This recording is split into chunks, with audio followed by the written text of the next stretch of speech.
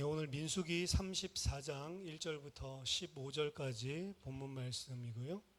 가나안 땅의 경계라는 제목으로 같이 말씀 나누겠습니다. 이제 하나님께서 새로운 세대들에게 허락하실 그 땅의 경계를 오늘 본문이 이야기하고 있습니다. 그 외에 다른 내용이 거의 나와 있지 않죠. 1절부터 12절까지 전체가 정확한 구체적인 그런 지명들로 이루어져 있습니다.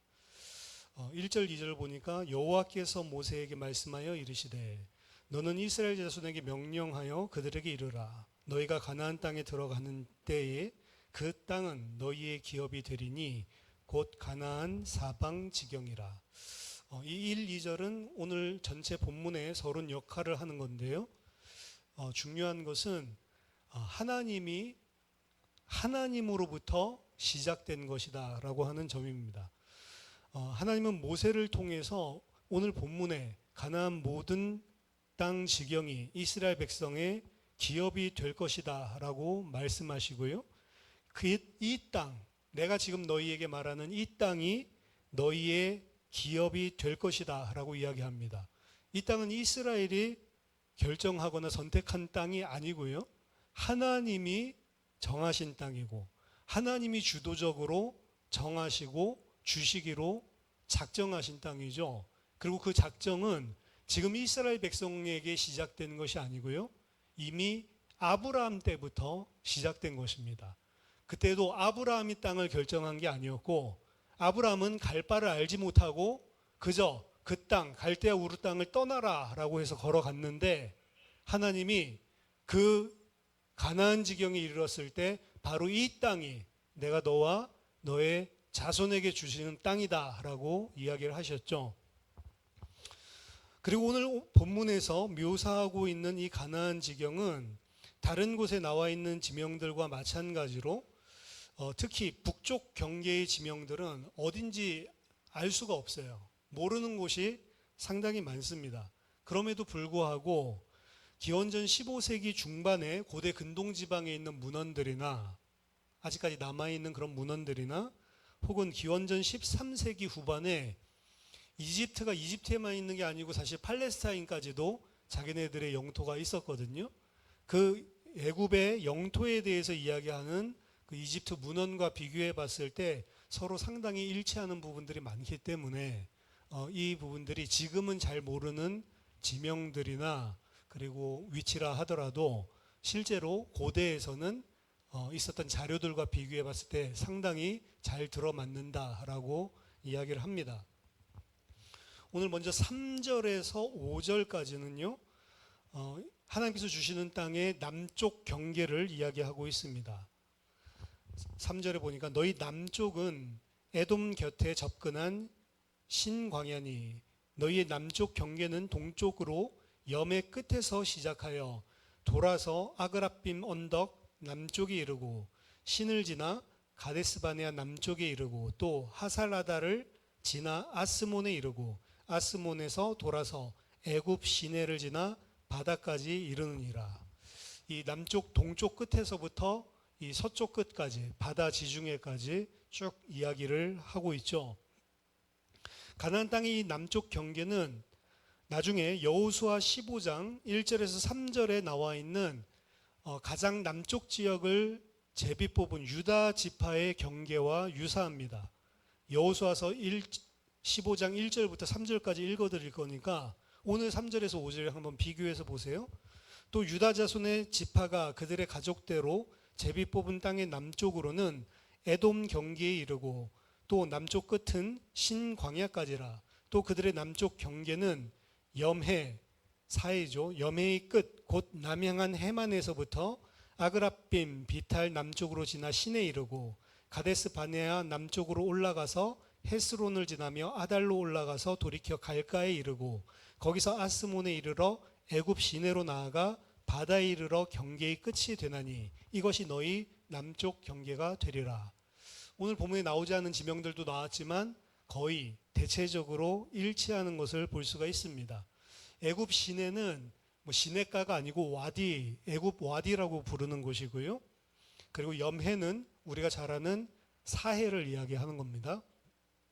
본문을 기준으로 하면 구체적인 남쪽 경계 구역의 포스트들의 사실은 잘 알려진 지명들 중심으로 한다면 가장 남동쪽은 염해 사해의 끝이고요. 그리고 남서쪽 경계는 지중해로 흘러가는 애굽의 시내, 애굽 와디인데 실제로 엘 아리시라고 하는 와디가 존재를 합니다. 그래서 그렇게 남쪽 경계가 오늘 이야기를 하고 있고요. 6절의 서쪽 경계, 서쪽에는 바다죠. 그래서 6절 보니까 서쪽 경계는 대해가 경계가 되나니 이는 너희의 서쪽 경계니라. 지중해를 말합니다. 여기서 대해는. 그래서 서쪽의 지중해 연안에 원래 블레셋 족속들이 살고 있는 땅이거든요.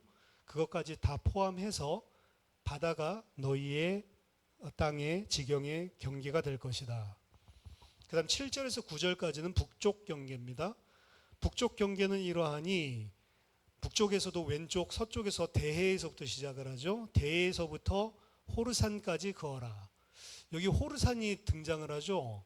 호르산은 앞에서 민수기에서는 아론이 죽었던 산인데요. 이 호르산은 이름은 똑같지만 아론이 죽었던 산은 가나안 동쪽에 있었고 지금 이거는 상당히 북쪽이거든요. 그래서 이 호르산은 정확한 그 지역을 잘 모르지만 이전에 민수기에 등장했었던 호르산과는 다른 동일한 이름을 가진 그런 산으로 이야기를 합니다. 호르산에서 그어 하맛 어귀에 이르러 스닷에 이르고 그 경계가 또 시브론을 지나 핫살 에난에 이르나니 이는 너희의 북쪽 경계니라. 여기 나와 있는 북쪽 지명들은 호르산부터 시작해서 사실은 정확하게 명확하게 알지 못합니다.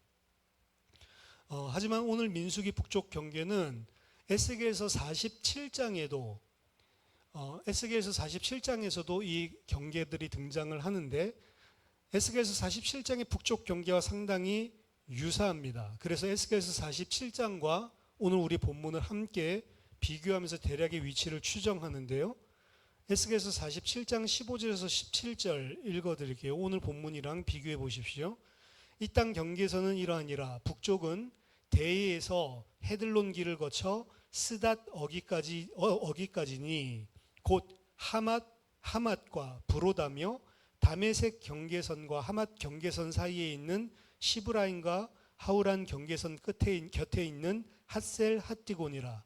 그 경계선이 바닷가에서부터 다메섹 경계선에 있는 하살 에논, 우리는 하살 에난인데 하살 에논까지요. 그 경계선이 또 북쪽 끝에 있는 하맛 경계선에 이르렀나니 이는 그 북쪽이다라고 이야기를 합니다. 에스겔서 47장에 있는 북쪽 경계 또한 명확하게 알 수 없는 지명들이 많지만 대략은 여기서 볼 수 있는 게 다메섹 경계선에 있는이라고 하는 표현이 나오죠. 그래서 대략은 그 경계가 지중해부터 시작해서 다메섹 경계까지 이르는 것으로 추정해서 인터넷 보면 지도들이 많이 나와 있는데 다 추정한 겁니다. 그렇게 북쪽 경계를 그리고 있습니다. 그리고 10절에서 12절은 마지막 동쪽 경계입니다. 그래서 사방을 다 이야기해 주는 거죠. 너희의 동쪽 경계는 좀 전에 이야기했던 하살 에난에서 그어 스밤에 이르고 그 경계가 또 스밤에서 리블라로 내려가서 아인 동쪽에 이르고 또 내려가서 긴네렛 동쪽 해변에 이르고 그 경계가 또 요단으로 내려가서 염해에 이르나니 너희 땅의 사방 경계가 이러하니라. 지금 하살에난이 북쪽 끝이었는데 거기에서부터 시작해서 내려오죠. 스밤이나 리블라가 어디인지는 모르지만 알 수 있는 것은 긴네렛 동쪽 해변입니다. 아니 동쪽 아닌데 왜 해변가가 있냐. 이게 갈릴리 호수 게네사렛 호수를 이야기하는 겁니다. 하도 커가지고 이스라엘 사람들이 바다라고 불렀거든요. 그래서 긴네렛 동쪽 해변은 누가복음 5장 1절에서는 게네사렛이라고 불리는 갈릴리 호수 동편을 이야기하거든요. 그래서 동편 경계는 동북쪽에 정확하긴 모르지만 다메섹과 다마스쿠스와 경계를 이루고 있는 하셀 에난에서부터 시작해서 갈릴리 호수 동편을 경계로 해서 갈릴리 호수에서 시작되어지는 요단강, 그게 이제 갈릴리 호수가 동그랗게 있으면 남쪽에서 물줄기 하나가 흘러내려와서 요단강이 되고 그게 염해 사해까지 흘러 들어가거든요. 갈릴리 호수 동편으로 요단 강가를 이 경계로 쭉 내려가서 염해까지 이른다라고 볼 수 있습니다. 이것이 하나님께서 이스라엘에게 주시는 가나안 지경 동서남북 전체에 대한 그림이고, 이 땅들을 각 지파들이 수요에 따라 제비 뽑아서 기업으로 받게 되죠. 13절 15절에 모세가 이스라엘 자손에게 명령하여 이르되 이는 너희가 제비 뽑아 받을 땅이라 여호와께서 이것을 9지파 반족에게 주라고 명령하셨나니. 자, 원래는 이 땅이 12지파에게 나눠 주시려고 하나님께서 준비하시고 계획 작정하신 땅이었는데 2지파 반이 지금 떨어져 나갔죠. 그리고 그 사실을 명확하게 합니다. 내가 주려고 하는 땅은 원래 이 땅인데 12지파가 제비 뽑아서 나눠 갖는 게 아니고 9지파 반만 제비 뽑아야 한다라고 이야기를 하죠. 그 이유는 루벤, 갓, 므낫세 반지파가 요단 동편을 자신들이 원해서 모세에게 허락을 받고 차지했기 때문입니다. 이는 루벤 자손의 지파와 갓 자손의 지파가 함께 그들의 조상의 가문에 따라 그들의 기업을 받을 것이며 므낫세의 반족도 기업을 받았음이니라. 이 2지파와 그 반지파는 여리고 맞은편 요단 건너편 곧 해돋는 곳에서 그들의 기업을 받으리라. 사실 하나님께서 약속하신 가나안 땅 지경을 이렇게 상세하게 설명하고 난 이후에 이 말을 덧붙이는데 이건 사실은 가슴 아픈 이야기고요, 섬찟한 이야기입니다. 하나님은 그래서 이 2지파 반은 해가 뜨는 편 요단강의 동편에 거주하게 될 거고 그것을 기업으로 받을 것이고 9지파 반에게만 이 땅을 제비 뽑아서 나누어 주라라고 명령하고 있습니다. 이러한 모세의 말을 듣고 2지파 반은 무슨 생각이 들었겠습니까? 제가 봤을 때는 듣고 우리처럼 안타깝다 이런 생각이 아니고, 아 그래 우리는 이쪽 차지했으니까 오케이 땡큐 이랬을 것 같아요.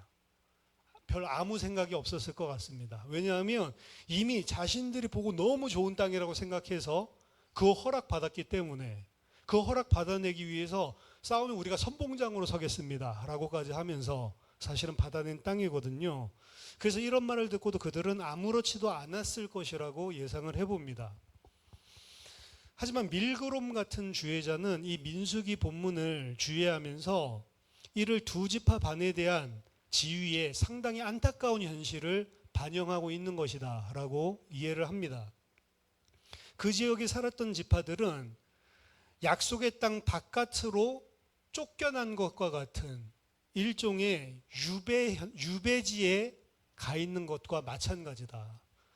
바벨론 포로로 끌려가기 전에 이미 그들은 약속의 땅 바깥에 머물고 있기 때문에 이미 유배받은 사람이랑 포로로 잡혀간 사람들이랑 똑같은 현실이라는 거죠. 요단 동편은 하나님께서 빼앗고 차지하고 기업으로 주겠다라고 하는 명령도 없었고요. 그 지역을 분배하기 위한 제비 뽑기도 없었고, 그리고 오늘 34장 내가 너희에게 줄 땅을 설명하는 그 지명 안에 하나도 들어가 있지 않은 땅입니다. 하나님의 약속의 땅이 아니라는 거죠. 따라서 이것은 이들이 기업으로 받은 땅이 약속의 땅의 일부로 전혀 간주되지 않고 있다는 의미예요. 올슨 같은 경우는 이 요단 동편 지역 또한 약속의 땅 바깥에 있다고 해서 약속의 땅이 아니라라고 주장하면 안 된다라고 이들을 관용적으로 이야기를 하지만 저는 밀그롬의 해석이 더 맞다고 생각을 합니다. 지금 여기서 분명하게 이야기한 것은 이것만 약속의 땅인데 너희들은 그 약속의 땅 동편에 지금 기업을 받게 될 거다라고 이야기를 하는 겁니다. 그래서 약속의 땅에서 제외됐다라는 것을 분명히 하는 걸로 사실은 오늘 본문이 끝을 맺는 거예요. 약속의 땅 설명을 하면서도 그들이 차지한 약속의 땅은 하나님이 주시는 기업을 받는 것과는 전혀 다른 방식이었습니다. 원래 하나님이 주시는 약속의 땅은 내가 좋다고 선택해서 들어가는 땅이 아니에요. 제비 뽑으라고 이야기했잖아요. 수요가 많은 사람들은 뭐 제비 뽑을 사람들의 숫자를 갖다가 어떻게 보면은 배려를 해서 땅 크기들을 조절을 했겠지만 땅 크기만 조절했을 뿐이지 내가 어디를 차지하겠다라고 하는 거는 제비 뽑아야 되는 거예요. 그 말은 내가 원하는 땅이 아니고 하나님이 나에게 원하시는 땅을 주는 겁니다. 근데 요단 동편의 경우에는 내가 원하는 땅 그냥 차지한 거잖아요. 제비 뽑는 것 자체가 존재하지를 않잖아요. 그렇기 때문에 오늘 본문에서도 내가 이스라엘에게 주려고 하는 땅의 사방 경계는 이러하다. 그 사방 경계에서 사실은 떨어진 땅이 요단 동편 땅이란 말입니다. 그들의 땅은 약속의 땅에서 완전히 제외되어져 있습니다. 그들이 차지한 그 땅은 세상적으로 본다면 젖과 꿀이 흐르는 땅인지는 몰라도 하나님이 그의 백성에게 주시려고 했던 땅은 절대로 아니라는 거죠. 그 못 들어가게 된 두 지파 반에 대한 언급을 분명하게 명시를 하고 가나안 땅에 들어갈 자들은 9지파 반이 제비를 뽑아서 들어가게 될 거다라고 하면서 오늘 약속의 땅에 대한 상세한 경계에 대한 설명을 마칩니다. 간단한 본문인데요. 먼저 우리가 첫 번째 생각할 것은 이 가나안 경계들을 보면서 우리가 깨닫는 것은 하나님은 언약에 절대적으로 신실하신 하나님이구나라고 하는 점입니다. 왜냐하면 민수기 13, 14장에서 사실은 가데스바네아에서 이들이 반역하고 38년 동안 광야를 떠도는데 민수기 13, 14장에 나와 있는 약속의 땅이 오늘 지금 설명하고 있는 이 약속의 땅이랑 거의 유사합니다. 민수기 13, 14장에서는 서쪽 적경은 신광야, 북쪽 적경은 하맛 어기, 그리고 요단강, 이 모든 것들이 다 약속의 땅에 대한 경계로 드러나고 있는 지명들이고 오늘 그 지명들이 정확하게 등장을 하고 있어요. 그래서 민수기 13장, 14장과 오늘 이 국경의 경계의 이 묘사는 정확하게 일치한다라고 보는 겁니다.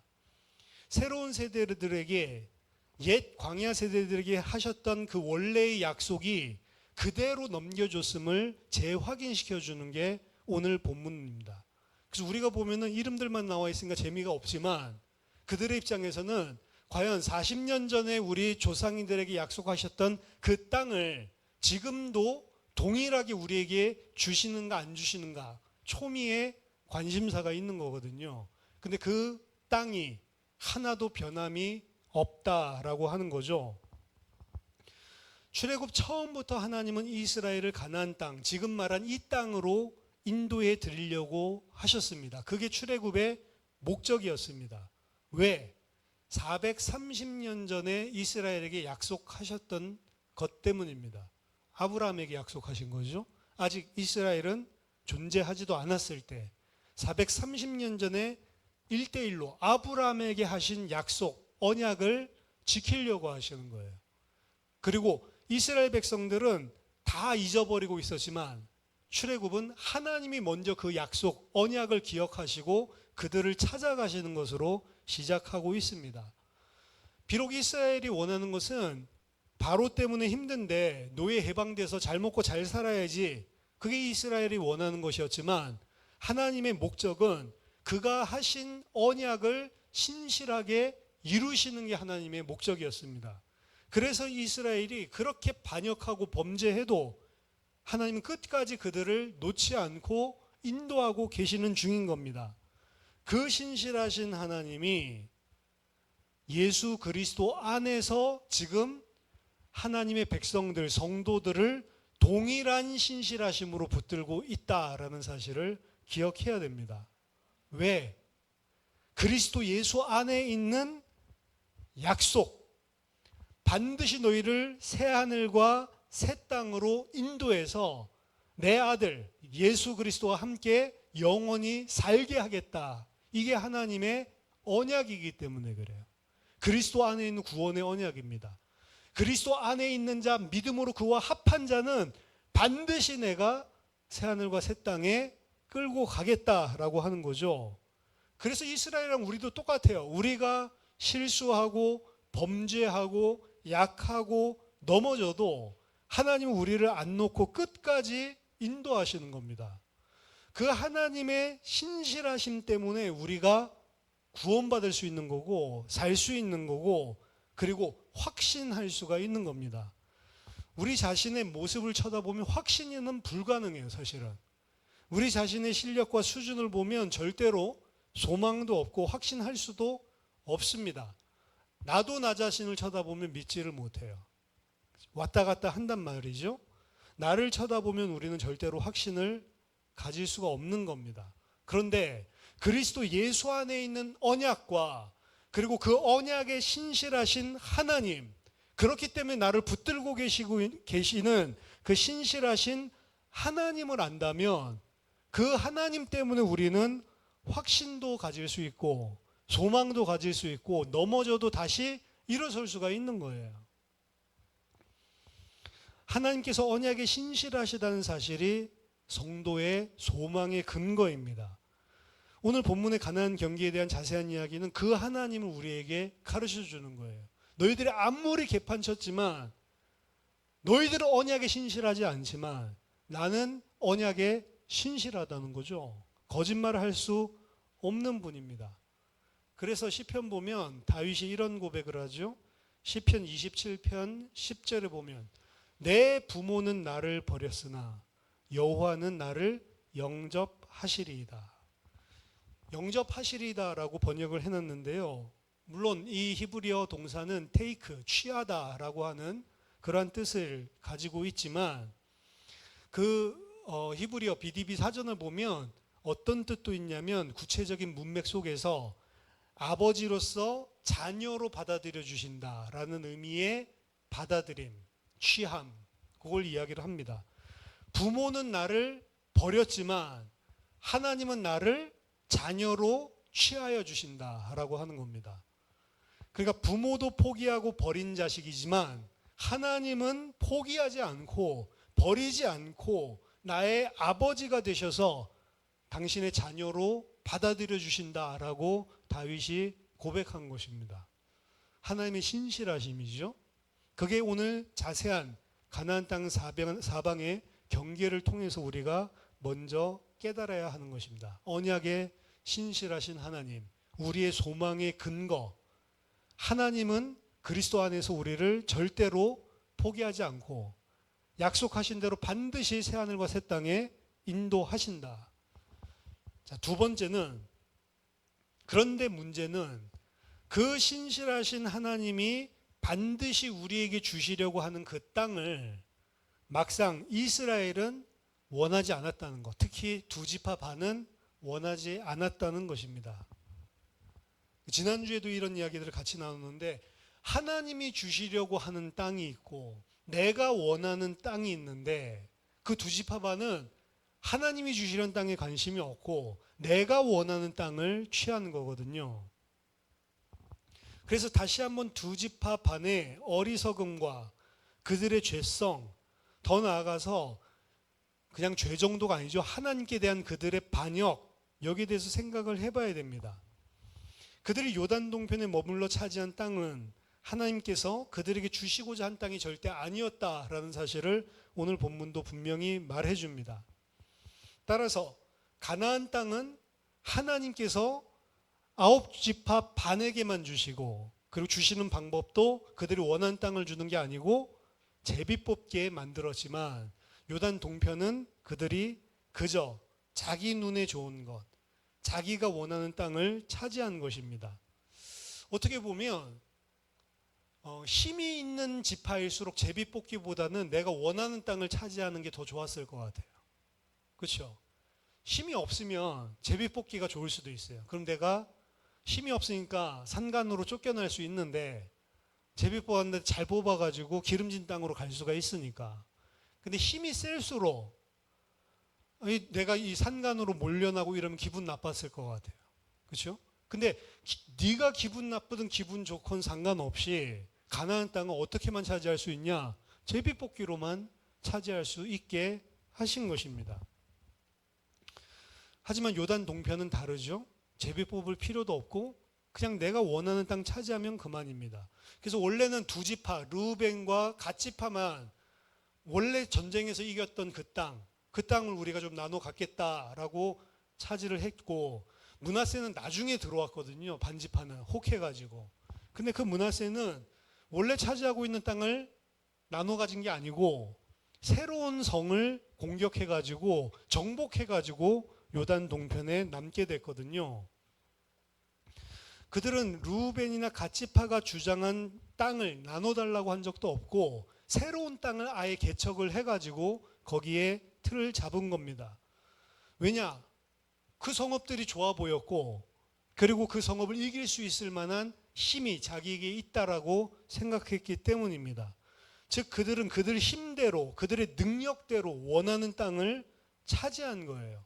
그렇기 때문에 어떻게 보면 그들은 나중에 들어가서 제비 뽑은 지파들은 무슨 가능성이 있냐면, 왜 나는 재수없게 이런 땅이 걸렸지? 이런 가능성이 있지만 이들은 그런 게 없어요. 왜? 내 힘과 내 능력대로 차지하면서 내가 원하는 땅을 가졌기 때문에.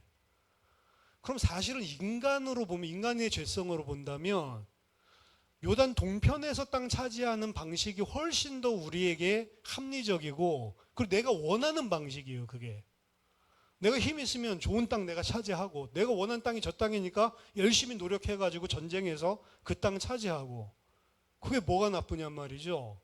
근데 반면에 이쪽에는 손해볼 가능성들도 다분하게 있는 거예요. 그리고 내가 원하는 땅도 아니야. 그런데 하나님 주시면 가져야 돼요.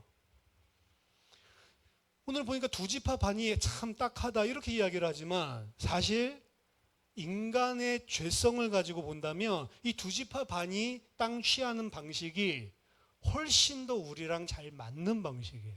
우리는 이런 식으로 산다고요, 세상을. 그래서 가나안 땅에 들어가서 제비 뽑기로 땅 분배받은 사람들이 훨씬 더 불평과 원망의 소지가 많습니다. 만약 우리 지파가 힘이 없고 연약하다면 그나마 다행이지만, 우리가 힘이 있고 주도권도 있고 영향력도 있는데 제비를 굳이 뽑아야 돼? 사실 우리가 딱 싫어하는 거거든요. 마땅치 않습니다. 하지만 가나안 땅, 하나님이 우리에게 주시려고 하는 땅은 네가 선택해서 차지하는 땅이 아니다라는 게 분명히 이야기하고 있는 거예요. 하나님께서 나를 위해 기업으로 하나님이 주시는 땅입니다. 모든 주도권이 하나님께 있는 거죠. 문제는 인간은 하나님이 우리를 위해 준비하고 베풀어 주시는 것을 전적인 감사함으로 받지 못한다는 게 문제입니다. 그래서 요단 동편에 남은 두 지파 반도 문제지만, 가나안 땅으로 들어간 9지파 반도 자기 생각대로 하면 문제예요. 사실은 하나님은 그 땅을 주셨다라고 하는데, 그래서 눈치 봐서 가나안 거민이 강하다라고 생각하면 전쟁 자체를 안 해버려요. 하나님이 줬잖아요. 그 언약을 붙잡고 있는 사람은 갈렙 같은 사람밖에 없어요. 갈렙이 차지한 그 아낙 산지가 거인들이 살고 있는 땅이고, 전쟁에서 이기기가 불가능하다고 해서 아무도 안 가려고 하는 땅이었거든요. 근데 갈렙은 이 땅을 하나님께서 우리에게 주신다고 약속하지 않았냐? 내가 지금 85세지만 하나님이 나와 함께 하신다면 반드시 저 땅은 차지할 수밖에 없는 땅이다. 언약을 믿고 전쟁을 붙거든요. 거인들이랑. 이 가나안 땅 정복에 있어서 가장 문제되는 것 중에 한 요소가 거인이거든요. 그 아낙산지는 아낙 자손들, 거인들이 살고 있는 곳이었던 거죠. 그럼 아낙 자손도 전쟁을 해서 이겼는데 어떻게 해요? 하나님이 나에게 언약으로 주신 땅이다라고 하는 그 믿음으로. 다른 땅은 왜 못 차지하겠냐고요. 근데 이스라엘 백성들은 자기에게 분배받은 땅 안에 봤을 때 무기도 좋고 철기 무기도 가지고 있고 요새도 튼튼하고 이러면 지레 겁먹어서 아예 정복 전쟁을 안 해버렸어요. 더더군다나 전쟁에서 이긴 경우에도 그 거민들을 다 죽이라고 그랬고 다 말살시키라고 이야기를 했는데 안 죽이죠? 왜? 종으로 부려먹으면 더 좋으니까. 그러다 보니까 결국에는 그들이 섬기는 우상도 제하지 않고 그대로 다 용인을 하고, 그들이 올무가 되어서 결국에는 넘어지게 만들잖아요. 그러니까 요단 동편에 있는 사람들도 문제지만 요단 안에 들어간 사람들도 진짜 이 땅이 하나님이 언약으로 내게 주시는 땅이다라고 하는 개념, 그 언약에 신실하신 하나님이라고 하는 개념이, 그 믿음이 없으면 들어가서도 똑같은 거예요, 사실은. 제비 뽑은 땅에 대해서 불만하게 되는 거죠. 근데 이 이야기가 이스라엘 이야기가 아니고 누구 이야기라고요? 내 이야기를 하고 있는 거라고, 성경은. 이스라엘 백성들만 그런 게 아니고 우리도 마찬가지입니다. 우리도 하나님이 내게 주신 것에 감사하지 못하고 불평하고 불만하고 원망할 때가 많단 말이에요. 하나님의 백성은 사실은 어떻게 보면은 자존감이 사실은 세상 그 어떤 사람들보다도 더 강해야 돼요. 나는 하나님의 백성이요, 하나님의 아들이다라고 하는, 하나님의 딸이다라고 하는 그 자존감으로 사실은 그 어떠한 내가 가지고 있는 열등감이나 내가 가지고 있는 이런 것들을 다 뛰어넘어야 된다고요. 왜죠? 나는 이런 게 부족한데요, 난 저런 게 부족한데요. 하나님이 나에게 허락해 놓으신 거잖아요. 그렇죠? 성형수술도 많이 할 필요가 없어. 하나님이 나 그렇게 생기게 해주신 거잖아요. 그렇죠? 근데 왜 해요, 그거를? 감사하고 만족하지는 못하는 거야. 내가 이거 코 수술만 이거 했으면 내가 진짜 제대로 결혼했을 건데, 이런 사람들이 있어요. 지금 남편도 마음에 안 든다는 소리지. 하나님의 백성은 지금 이 이스라엘 백성으로 치면 이게 가나안 땅 이렇게 하니까 굉장히 크게 보이지만, 하나님의 백성 똑같다면 하나님이 나에게 주신 것에 감사할 수 있어야 돼요. 왜? 우리가 감사할 수 있는 이유는 하나님은 하나님의 백성에게, 하나님의 자녀에게 하나님이 봤을 때 가장 좋은 것만 주시는 분이기 때문에 그렇습니다. 너희들이 악한 자라도 자식에겐 좋은 걸 줄 줄 알지 않냐. 하물며 천부께서 구하는 자기 자식들에게 가장 좋은 것을 주지 않겠느냐라고 이야기했거든요. 아니 이게 어떻게 좋은 거냐. 이게 지금 이스라엘, 아니 지금 이 산지를 나한테 주면 어떡해. 아니 이런 거인들이 살고 있는 땅을 정복하라고 나한테 주면 어떻게, 나 힘도 약한데. 이러고 있는 거예요, 말하자면. 문제는 하나님이 볼 때 가장 좋은 것을 주시는데 내가 볼 때는 그게 별로 안 좋은 거예요. 그럼 이게 가나안 동편에 있는 사람들이랑 똑같은 거잖아요. 그렇죠?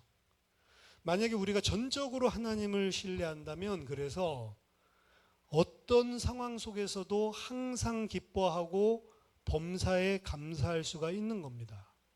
그런데 항상 기뻐하고 범사에 감사하는 것 사이에 뭐가 있어요? 쉬지 말고 기도하라가 들어가 있죠. 기도는 내가 원하는 것을 이뤄내는 게 아니고 하나님을 신뢰하고 하나님께 전적으로 내가 순종하도록 만드는 게 기도예요. 그렇기 때문에 항상 기뻐할 수가 있고 범사에 감사할 수가 있는 겁니다. 이게 하나님이 그리스도 안에서 우리를 향하신 하나님의 뜻이래요. 여러분들 진짜 항상 기뻐하고 쉬지 말고 기도하고 범사에 감사한 주의 백성 되기를 바랍니다. 그 방법은 하나밖에 없어요. 하나님 나에게 가장 좋은 것만 주시는 하나님이다. 이 요단 동편에 있는 두 지파 반 들어가서 제비 뽑은 이스라엘, 이 생각을 해보시라고요. 이게 없는 겁니다. 왜 나한테 이 땅을 줘? 굳이 거기 들어가서 뭐해? 이 요단 동편이 훨씬 더 기름지고 목축하기 좋은 땅인데, 지 생각이죠. 세 번째입니다. 오늘 이렇게 자세하게 이야기한 이 본문의 경계들은요, 이게 하나님이 이스라엘 백성에게 주실 땅이고 아브라함 때부터 이미 430년 전에, 지금 사실 40년이 더 지난 470년 전이죠. 470년 전에 약속하신 땅이구나라고 생각을 하는데, 문제는 실제 이스라엘의 역사 속에서는 오늘 이야기한 이 가나안 지경을 단 한 번도 차지한 적이 없습니다. 단 한 번도. 가장 이스라엘의 영토가 넓을 때가 언제냐면 다윗 때예요. 다윗 솔로몬. 그때는 남북으로 안 갈라졌었고 이스라엘이 그냥 한 나라였죠. 통합 군주국이라고 하는데 그 솔로몬과 다윗, 사실 솔로몬은 평화의 시기였고 다윗이 다 차지한 건데 그때만 사실은 그때가 가장 이스라엘의 영토가 넓었을 때라고 생각하시면 됩니다. 근데 오늘 본문에는 그런 이야기들이 안 나오는데 보통 사사기에서도 그렇고 그리고 역사서에서도 그렇고 이스라엘을 가나안 영토를 전체 일컫는 용어가 있어요. 우리나라 같은 경우는 한반도라고도 하지만 보통은 한라에서 백두까지. 이러면 여러분 무슨 의미인지 알겠죠? 백두산에서부터 한라산까지.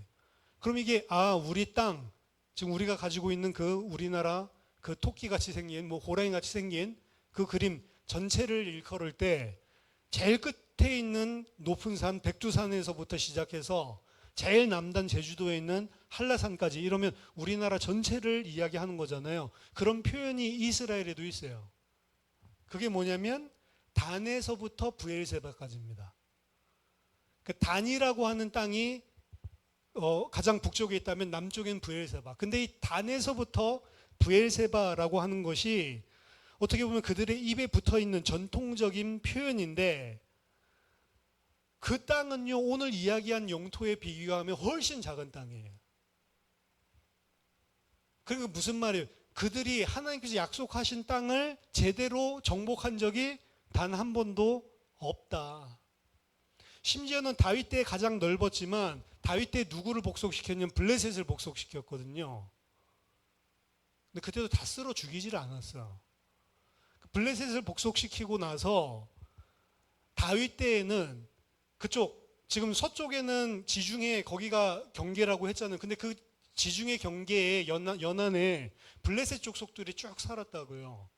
근데 그거를 누가 다윗이 정복을 했다고. 그때는 그게 이스라엘 영토같이 통치를 했는데 다윗 때를 제외하고는 그들이 또다시 독립해가지고 한 번도 그 지중해에 있는 연안을 이스라엘 차지한 적이 없어요. 한 부분만 이야기를 해도. 그리고 아까 전에 이야기한 것처럼 단에서부터 브엘사바까지는 북쪽에도 떼어먹고 남쪽에도 떼어먹고. 오늘 본문에서 약속하신 가나안 지경은 그래서 역사적인 실현과는 거리가 먼 이상적인 것이 되어버렸습니다. 왜 약속하신 땅인데 이스라엘이 차지하지 못했습니까? 하나님이 준다고 했는데 하나님이 잘못한 거예요? 하나님이 잘못한 게 아니고 이스라엘이 불순종했기 때문입니다. 이스라엘이 불순종했기 때문에 하나님께서 약속하신 그 땅을 온전히 차지하지 못했고, 그 말은 하나님이 약속하신 그 가나안 땅에 하나님의 나라가 온전히 임하지 못한 것입니다. 왜? 이스라엘의 불순종 때문에. 그래서 히브리서 기자는 여호수아가 그 이스라엘 백성들을 가나안 땅, 안식의 땅으로 인도하여 드린 것이 맞지만 그 땅은 온전한 안식에 들어가지 못한 땅이라고 이야기를 합니다. 왜? 여전히 불순종과 그리고 적국들이 남아있는 땅이거든요. 그들이 안식에 들어가지 못한 이유는 그래서 히브리서 기자는 히브리서 3, 4장에 나옵니다. 그들이 순종하지 않고 범죄했기 때문이다 라고 이야기를 합니다.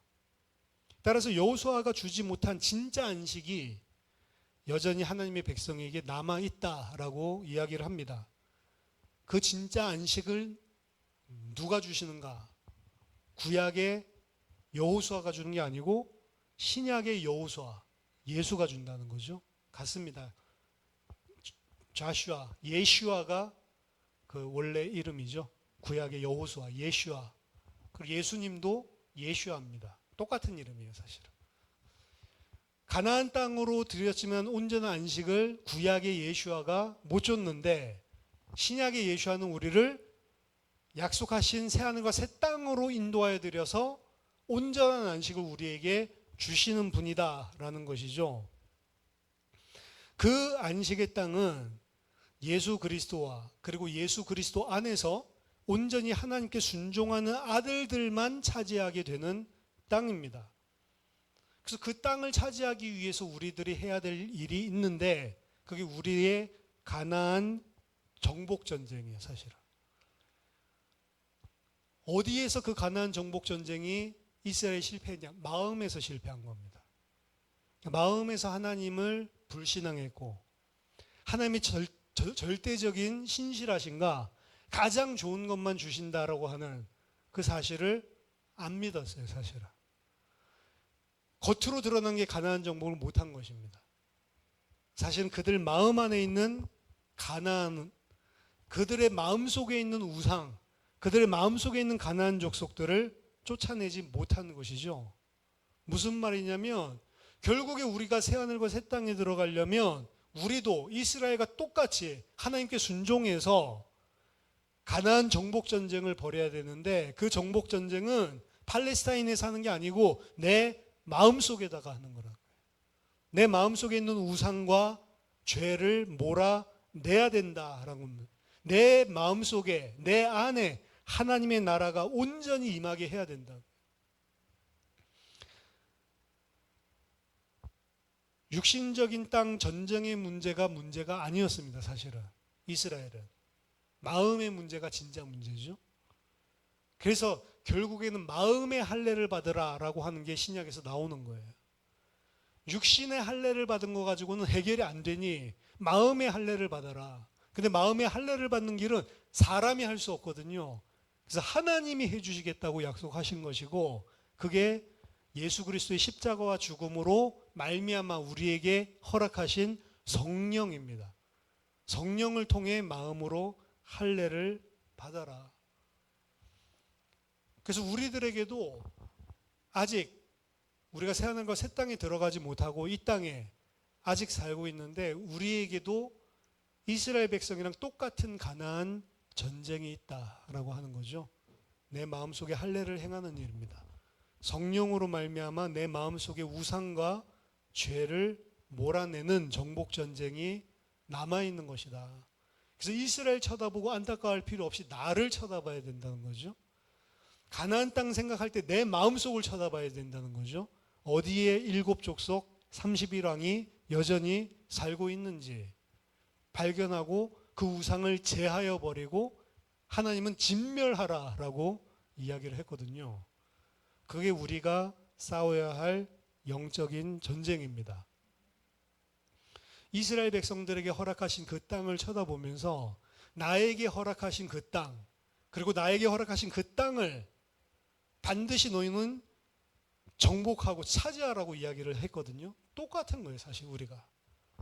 우리 자신이 진짜로 하나님께 전적으로 순종하는 자로, 그리고 하나님께서 신실하셔서 우리에게 가장 좋은 것을 주시는 하나님인 줄 알게 된다면 그때 이미 우리는 새하늘과 새 땅 들어가지 않아도 이 땅에서 지금 하나님의 나라를 경험하는 것입니다.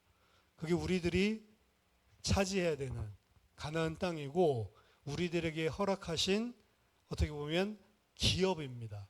저와 여러분들이 하나님이 주시려고 하시는 그 기업, 그 땅을 반드시 차지하는 믿음의 사람 되기를 예수 그리스도 이름으로 축원합니다. 기도하겠습니다. 살아계신 하나님 아버지, 은혜를 감사드립니다. 이스라엘 백성들을 바라보면서 우리 자신이 가지고 있는 죄를 발견하게 하시고 우상을 찾아내게 하시고 우리는 그들과 같이 우를 범하지 아니하고 하나님 영적으로 싸워서 승리하며 하나님께 전적으로 순종하며 그 하나님을 신뢰하는 믿음의 사람들 되게 하여 주시옵소서. 이 땅 사는 동안 하나님의 나라가 우리에게 온전히 임할 수 있도록 오늘도 성령으로 우리의 마음과 생각을 지켜주시고 주의 말씀 붙들고 한 주간 하나님을 온전히 신뢰하는 주의 백성으로 승리하게 하여 주시옵소서. 예수 그리스도 이름으로 기도하옵나이다. 아멘.